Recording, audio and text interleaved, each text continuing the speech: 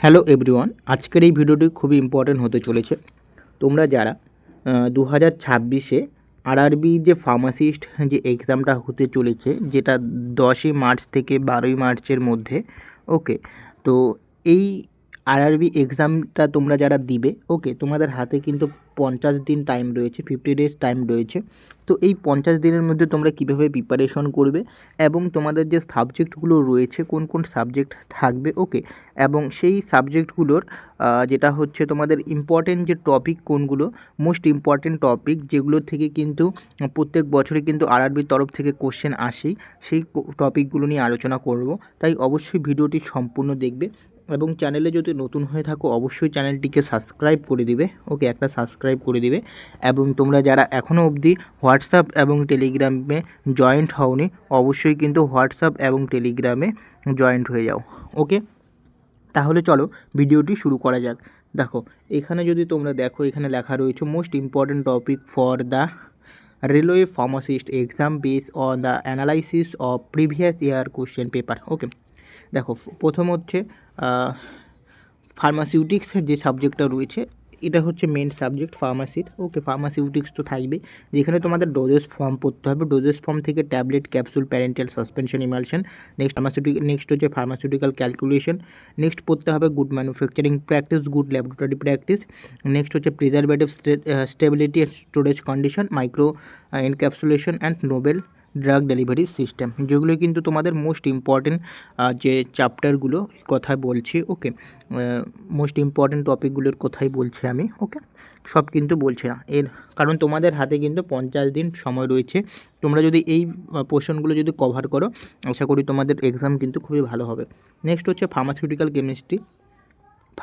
Chemistry থেকে inorganic pharmaceutical chemistry থেকে buffer, next হচ্ছে ইলেকট্রোলাইট, নেক্সট হচ্ছে রেডিও ফার্মাসিউটিক্যালস, নেক্সট হচ্ছে অর্গানিক কেমিস্ট্রি থেকে ফাংশনাল গ্রুপ, নেক্সট হচ্ছে রিয়াকশন অ্যারোমেটিক কম্পাউন্ড, নেক্সট হচ্ছে মেডিসিনাল কেমিস্ট্রি থেকে হচ্ছে sulphonamide, antibiotic, antimicrobial, NSAID, and হচ্ছে ফার্মাসিউটিক্যাল অ্যানালাইসিস থেকে পিএইচ, ক্রোমাটোগ্রাফি, অ্যান্ড হচ্ছে spectroscopy, UV IR and NMR, okay.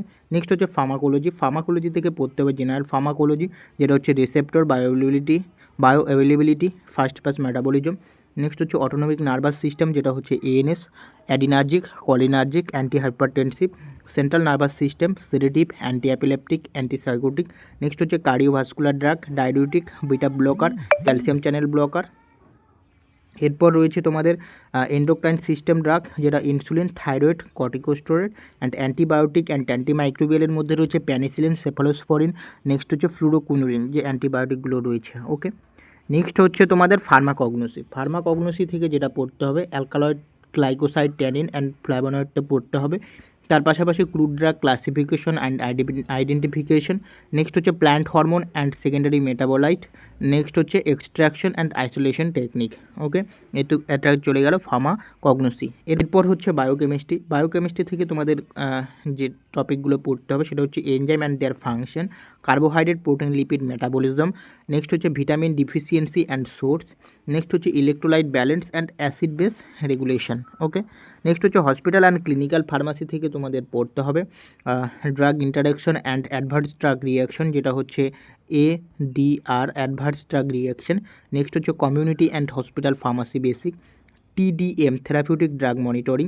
Next হচ্ছে pharmacovigilance and post marketing surveillance, যেটা হসপিটাল অ্যান্ড ক্লিনিক্যাল ফার্মাসি থেকে পড়তে হবে। এরপর তোমাদের পড়তে হবে ফার্মাসিউটিক্যাল জুরিসপ্রুডেন্স থেকে পড়তে হবে হচ্ছে drug and cosmetic act 1940, narcotic drug and psychotropic substance act, pharmacy act 1948। Schedule পড়তে হবে শিডিউল 2G, X অ্যাটসেট্রা। এছাড়া কিন্তু শিডিউল ABCDE যে সমস্ত ডি শিডিউলগুলো রয়েছে, এ থেকে জেড অবধি যত শিডিউল রয়েছে সমস্ত শিডিউল কিন্তু তোমাদের পড়তে হবে, ওকে। তো শিডিউল থেকে কিন্তু প্রত্যেক বছরই কিন্তু আরআরবিতে যদি তোমরা প্রিভিয়াস ইয়ারের কোশ্চেন দেখো প্রত্যেক বছরই কিন্তু শিডিউল থেকে কিন্তু কোশ্চেন দেয়, একটা হলেও কিন্তু কোশ্চেন থাকে শিডিউল থেকে। তো সেই কারণে কিন্তু তোমাদের শিডিউল ভালো করে পড়তে হবে, যেটা হচ্ছে জুরিসপ্রুডেন্স থেকে, ওকে। নেক্সট তোমাদের পড়তে হবে হচ্ছে মাইক্রোবায়োলজি। মাইক্রোবায়োলজি থেকে পড়তে হবে হচ্ছে স্টেবিলাইজিং মেথড, যেটা হচ্ছে অটোক্লেভ, ফিল্ট্রেশন অ্যান্ড হচ্ছে রেডিয়েশন। ওকে, যেটা অটোক্লেভ, ফিল্ট্রেশন, রেডিয়েশন। নেক্সট হচ্ছে pathogenic micro organisms, bacteria, fungi, virus. Next হচ্ছে অ্যান্টিবায়োটিক সেন্সিটিভিটি টেস্টিং হচ্ছে মাইক্রোবায়োলজি থেকে পড়তে হবে। নেক্সট তোমাদের পড়তে হবে হিউম্যান অ্যানাটমি অ্যান্ড ফিজিওলজি। এখান থেকে ব্লাড অ্যান্ড কার্ডিওভাস্কুলার সিস্টেম সব থেকে ইম্পর্টেন্ট, এটা কিন্তু এই দুটো চ্যাপ্টার, যেটা ব্লাড অ্যান্ড কার্ডিওভাস্কুলার সিস্টেম কিন্তু ইম্পর্টেন্ট চ্যাপ্টার। নেক্সট হচ্ছে মেনলি কিন্তু ব্লাড থেকে না দিলেও কিন্তু কার্ডিওভাস্কুলার সিস্টেম থেকে কিন্তু কোশ্চেন দেয়। ওকে, নেক্সট হচ্ছে respiratory system and disease, renal system and fluid balance, digestive system যেটা হচ্ছে এনজাইম অ্যান্ড হরমোন। তোমরা যদি WBHRBর ক্ষেত্রে দেখো, WBHRBর ক্ষেত্রে দেখো এই বছর মানে 2026-এ যে এক্সামটা হলো সেখানে কিন্তু হরমোন থেকে কিন্তু কোশ্চেন দিয়েছে তোমাদের WBHRBতে। ওকে, হরমোন থেকে কোশ্চেন দিয়েছে। ওকে, তো হরমোনটাও কিন্তু ভালো করে পড়তে হবে আরআরবির জন্য। ওকে, এরপর এটা গেল তোমাদের ফার্মা পোর্শন, যেটা কিন্তু তোমাদের 100-এর মধ্যে এক্সাম হয়, তার মধ্যে 70 নম্বর থাকে হচ্ছে ফার্মা থেকে, 70 নম্বর থাকে হচ্ছে ফার্মা থেকে, এবং 30 নম্বর থাকছে হচ্ছে তোমাদের নন ফার্মা থেকে।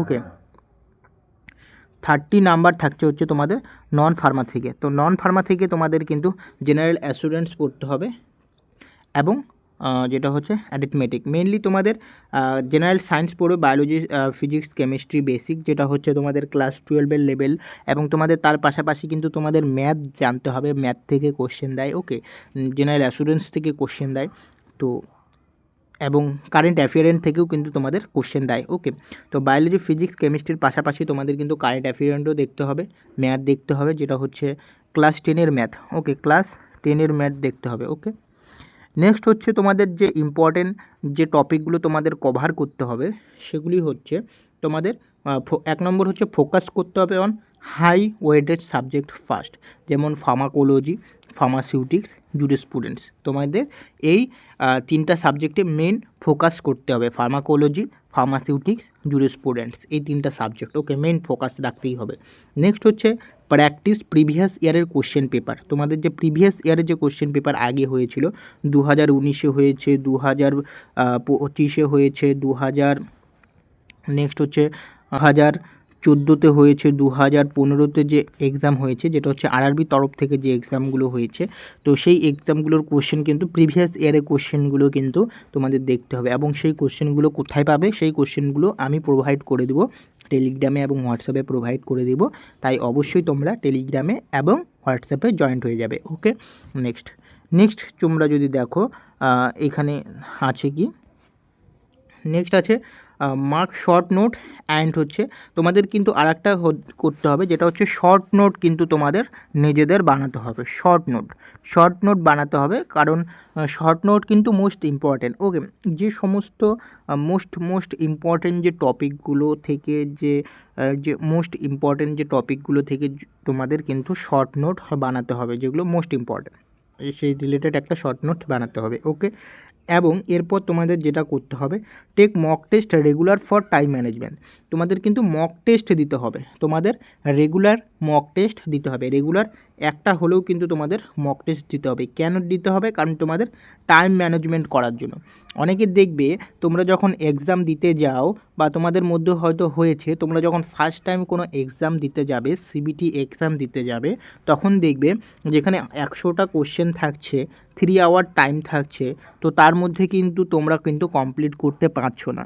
ওকে, কেন পারছো না? তোমাদের 20টা, 30টা, 15টা এরকম কোশ্চেন কিন্তু থেকে যাচ্ছে, টাইম শেষ হয়ে যাচ্ছে, তবুও কিন্তু তোমরা সেই কোশ্চেনের অ্যান্সার কিন্তু দিতে পারছো না, কারণ তোমাদের টাইম ম্যানেজমেন্ট তোমরা করতে এখনও শেখোনি। তো সেই কারণে টাইম ম্যানেজমেন্ট করার জন্য তোমাদের মক টেস্ট কিন্তু তোমাদের দিতে হবে, এবং কোথায় মক টেস্ট দিবে, কিভাবে দিবে, সমস্ত কিছু ডিটেলস আমি পরে তোমাদের বলে দেবো। তো সেই কারণে হোয়াটসঅ্যাপ এবং টেলিগ্রামে জয়েন্ট হতে হবে। ওকে, তো মক টেস্ট যদি না দাও তাহলে টাইম ম্যানেজমেন্ট করতে পারবে না, এবং টাইম ম্যানেজমেন্ট যদি করতে না পারো তাহলে এক্সাম হলে যতগুলো কোশ্চেন থাকবে 100 কোশ্চেনের অ্যান্সার কিন্তু তোমরা করতে পারবে না। ওকে, তো সেই কারণে টাইম ম্যানেজমেন্ট খুবই গুরুত্বপূর্ণ আরআরবি এক্সামের ক্ষেত্রে। আরআরবি শুধু না, সব এক্সামের ক্ষেত্রেই কিন্তু গুরুত্বপূর্ণ টাইম ম্যানেজমেন্ট। ওকে, তো এই ইম্পর্টেন্ট যেটা হচ্ছে টপিকগুলো তোমাদের আমি বলে দিলাম। এবং তোমাদের আরেকটা কথা বলতে চাই যে আমি কিন্তু তোমাদের শুধু ফার্মা পার্টটা পড়াবো। ওকে, ফার্মা পার্ট বলতে ফার্মা পার্ট থেকে এমসিকিউ তোমাদের সলভ করাবো, এমসিকিউ প্রোভাইড করব আমি।